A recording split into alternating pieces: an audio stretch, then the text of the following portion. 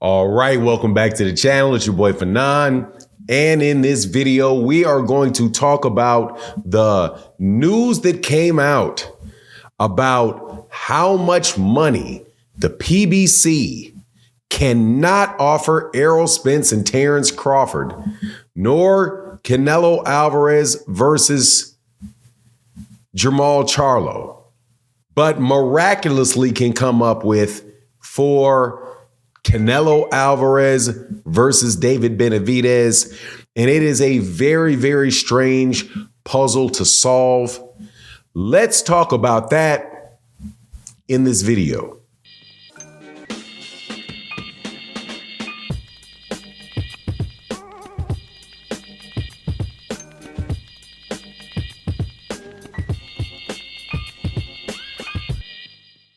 All right, welcome back to the channel. It's your boy Fanon.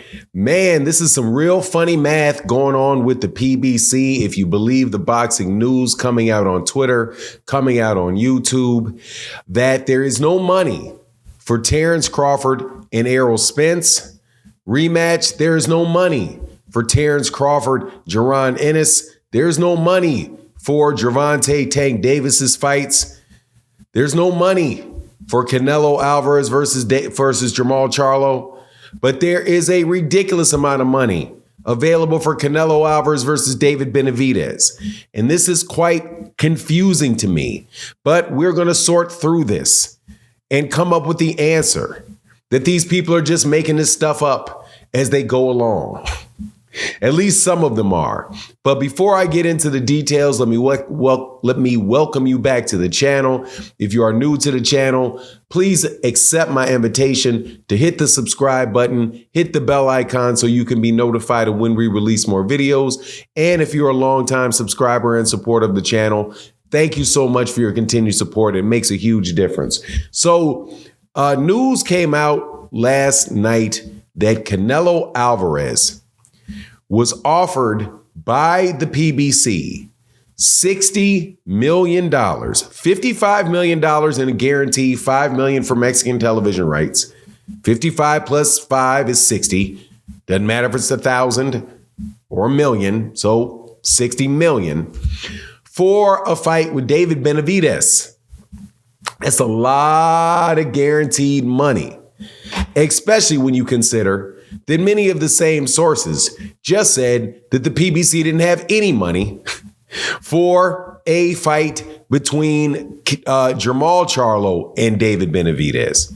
Also, no money for fights with Terrence Crawford, Errol Spence, or Terrence Crawford versus Jaron Ennis, or Gervonta Davis versus whoever. So it really does make me wonder, how can it be that Al Heyman has $60 million for that fight, but he doesn't have money for any other fights? Also, there's a bunch of people come by the chat and they ask questions and they say, aren't you concerned that the PBC is going out of business because they don't have any money? Well, again, how do they not have any money if they've got $60 million for a fight with Canelo Alvarez versus David Benavidez?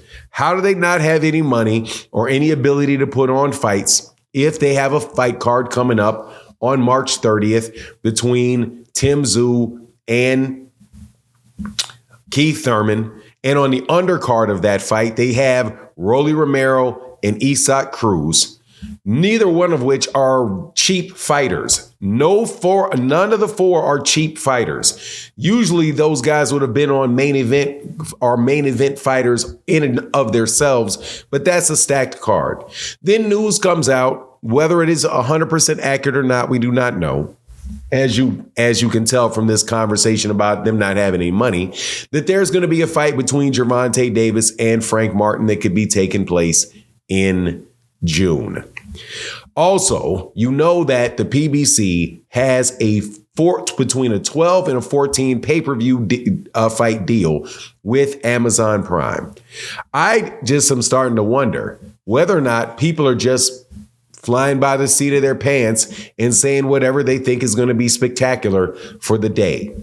I'm a big proponent of let's wait and see what's going to happen. I don't mind talking about fights that are coming up, fights that probably will happen based on the fact that these guys are in the rankings together. For example, Canelo Alvarez versus David Benavidez. I believe that fight's going to happen. I believe that it's going to happen. I'm hopeful that it's going to happen because David Benavidez is in the weight class with him and he's ranked as the top guy in the WBC. Now, there was news that came out yesterday. This is something from David Benavidez's camp that they would be moving up to go up and fight I think his name is Wojciech, the former WBC champion at 175 pounds. If he cannot get the fight with Canelo Alvarez, he's just going to move out of the weight class. But that was if he cannot get a fight with Canelo Alvarez, then he will do that. Personally, I really hope that they make the Canelo Alvarez versus David Benavidez fight next. I think that would be a spectacular fight for boxing. But again, I'm not writing off the Jermall Charlo fight just because a bunch of people on the internet or on Twitter and YouTube trash the fight and act like it's not a good fight. I think that is a good fight. It may not be one where you think that Jermall Charlo is going to win the fight, but honestly, Jermall Charlo has a legitimate chance to win that fight.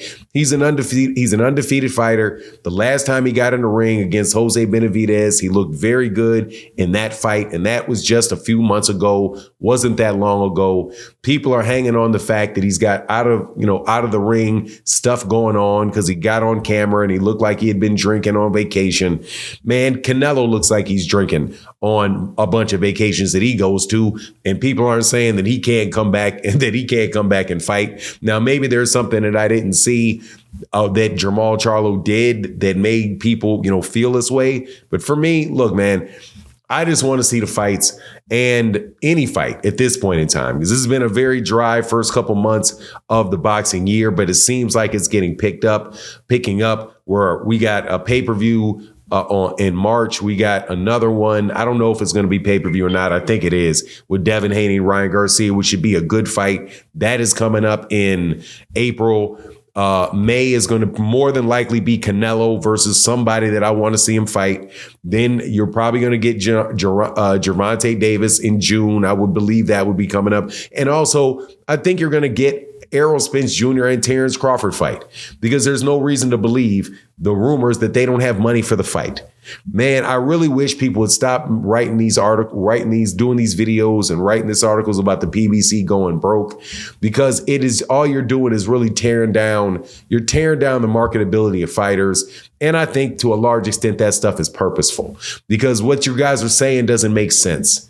How do they not have money when they just signed a deal with Amazon Prime? Oh, here's the answer. They didn't give Amazon Prime signed them. They committed to 12 to 14 pay-per-views, but Amazon didn't put up any money for anything. They just wanted it. They just got it for free and a pack of bubble. Actually, they got it for a pack of bubble gum and a pack of bubble gum and a can of Coke, something like that. That's what they gave them for that particular fight. Man, I'm not buying it, man. I'm not buying it. And more than likely, we're going to get a bunch of good fights this year. And all the while, people are going to continue to say the PBC is going broke and the fights didn't do well. Anyway, that's my take on the matter. Please let me know what you think in the comment section. And with that, I'm out.